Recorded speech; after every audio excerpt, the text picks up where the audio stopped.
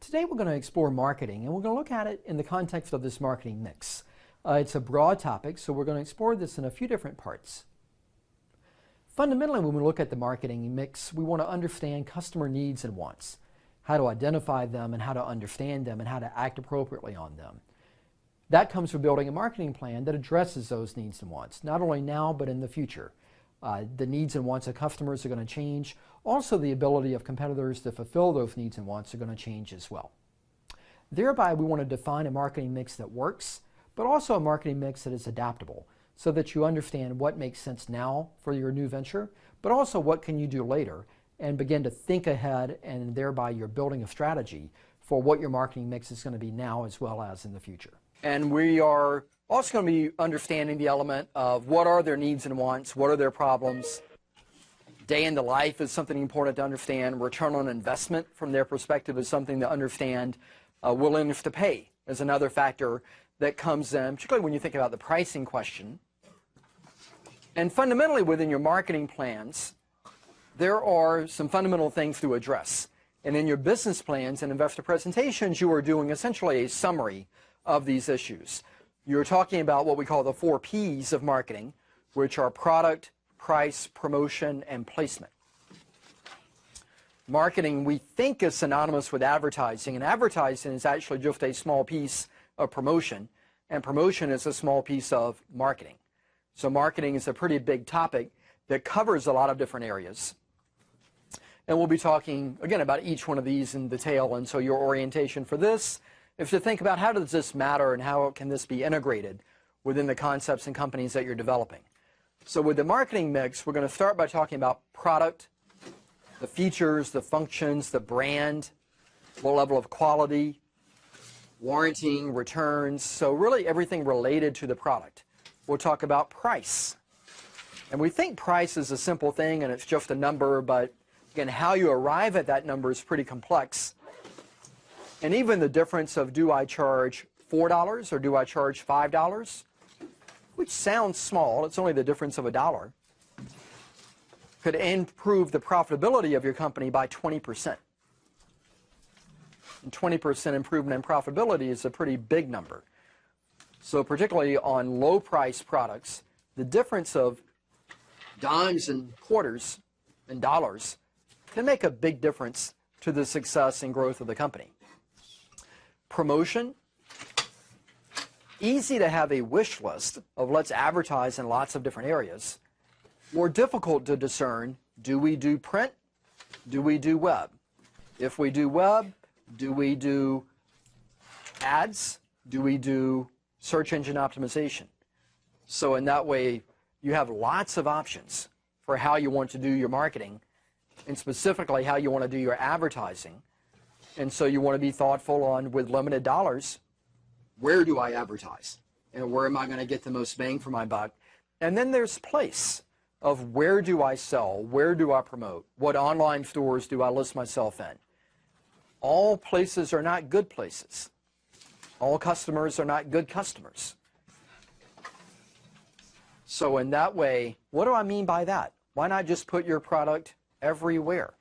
Why not sell your product in any store that's willing to sell it? Sometimes that store will make you lose money rather than make money. Okay. You may lose money rather than make money. Why might we be in some stores but not in others? Why not just have everybody? We have this insole-related product. Why might you want to have a premium insole in some stores but not others? Because geography is really important because there's different types of people. Okay. So not everyone would adhere to one product. So there's a geography question. I'm not going to sell snowmobiles in Miami. And if I just put inventory on the shelf to sit there, that's not very profitable. Because if you're selling a premium product, you want a sense of exclusivity. Okay. If you're selling a premium product, you want some sense of exclusivity. And if I go into a store and it's nice and it's high class and it feels like where a premium product belongs, I'm going to equate that with the product that I'm trying to buy. If I go in a store and it feels like a place that low-cost products are retailed, and I see a premium product, I'm probably not going to think it belongs there. And so there's a question of recognizing that place is going to dictate some of your success as well. And we'll do this kind of via a case study here of the flip video camcorder. I remember that. So this was a product that came out, was highly successful initially. Anybody have one of these? Okay, so a number of you had them. Like it? Didn't like it? I didn't like it. Didn't like it? They're fun. They were fine. All right. So again, kind of a value price point. Much cheaper than your bigger camcorders. A lot more portable, easy. They had the single button feature where you could publish things online.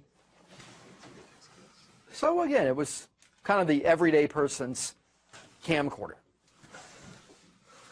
Came in a few different colors, had decent storage capacity. So again, kind of the first successful mass market, value priced video, pocket sized, easy to use camcorder. So when we look at price, once you've gone through and you've thought about the features and the functions and the design, the look, the feel, etc., what are we going to charge? And pricing is an area where a number of companies have full-time pricing teams. They do nothing but work all day, every day, figuring out what should we charge. And it is influenced by a number of different things, and they may do that across a variety of different products or product categories. But there are a couple of things of a price that is the list price, this manufacturer's suggested retail price, this MSRP price, that might be a starting point. And then there are a host of different things to consider regarding discounts and bundlings and promotions and wholesale pricing, online, face-to-face. So there are lots of different variants to it. A starting point is certainly what's it going to cost you. So if you have a sense of what your expenses are, you want to make sure your prices cover that. If you have a sense of what your competitors charge, that gives you another indicator. If you think via surveying or focus groups or other things that you've discovered what you believe people are willing to pay, that's another indicator. And so the price you arrive at is typically a combination of what do you think people would pay based on the value you deliver, what are competitors charging for similar products or services, and what are your costs to deliver the product that you think the market needs. Now you also might have some wiggle room in determining, well, what should our markup be?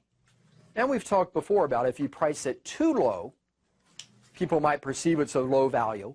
If you price it too high, there might not be enough value embedded within that's going to make it attractive to the market that you're trying to serve. When you're thinking about, well, how do I come up with what my costs are going to be, there are a few different ways to get at that. One, you can try and get estimates and try and get quotes of what would it cost to manufacture, what would it cost to make this. You could look at financials of competitors, particularly if they're public firms, and see what are they spending for their cost of goods sold, their manufacturing cost. You could talk to experts in the industry, get their advice.